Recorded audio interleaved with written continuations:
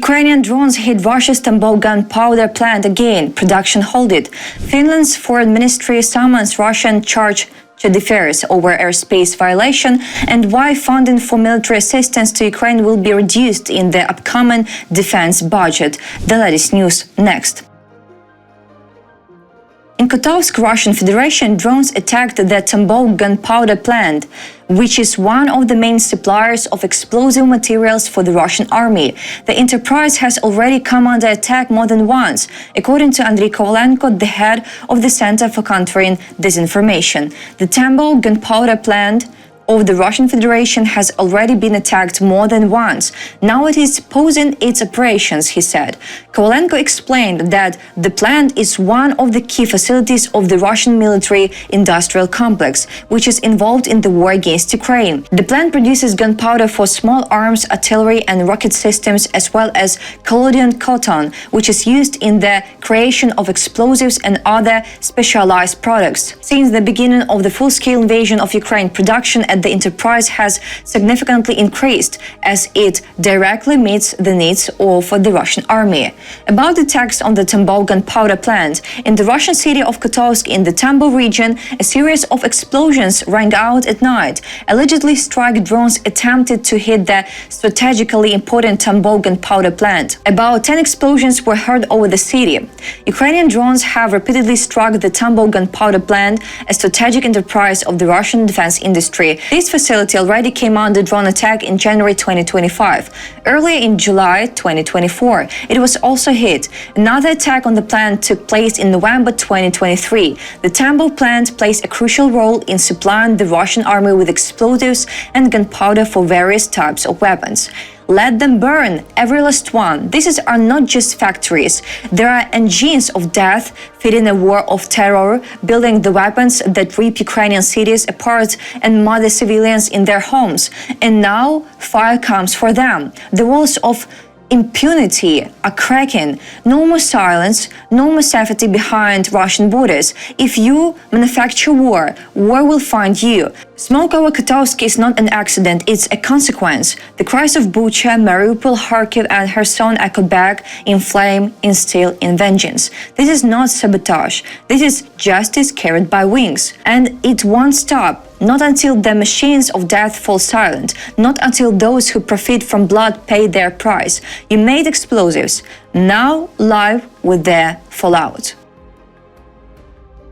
Finland's Ministry of Foreign Affairs has summoned Russia's charge d'affaires in response to a violation of the country's airspace. The meeting is scheduled for the 11th of June, but no further details have been disclosed, reported by Finnish public service media company, citing the press service for Finland's foreign ministry. A charge d'affaires is the deputy to an ambassador who assumes their duties in the ambassador's absence.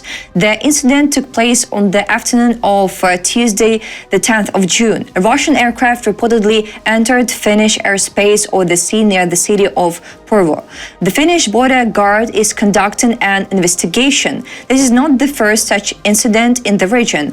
Finnish authorities have repeatedly stated their readiness to respond decisively to any violation of national sovereignty. This is not the time for polite diplomacy. When a regime like Putin's starts poking at your borders, it's never just an accident. It's a test, a probe, a question. How far can we go before you stop us? And if you don't respond with strength, the answer becomes as far as we want.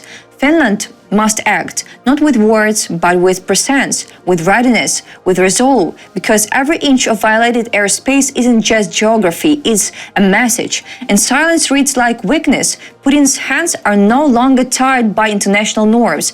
He's burned bridges, torn up treaties, and now he is sniffing at the edges of Europe again, like a predator looking for a gap in the fence.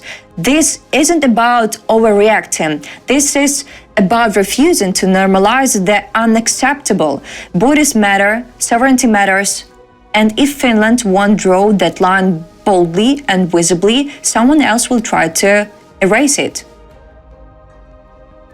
Funding for military assistance to Ukraine will be reduced in the upcoming year's defense budget. This was announced during a hearing in the House of Representatives by Pentagon Chief of Staff Pete Hegseth, quoted by Associated Press. This is a cut to this budget, Hexit told lawmakers. He added that the administration of US President Donald Trump has a very different view of this conflict, referring to Russia's full-scale invasion of Ukraine.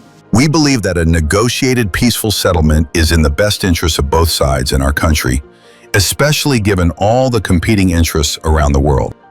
AP writes that the decision could affect the amount of critical air defense systems transferred to Kyiv. In the United States, the fiscal year runs from October 1st to September 30th of the following years. In the United States, the fiscal year runs from October 1st to September 30th of the following year. What will it take for the White House to truly wake up? How many lines have to be crossed? How many warnings ignored? How many allies tested? Borders violated? Civilians killed before someone says, enough? There is a storm building and Washington still thinks it's just weather.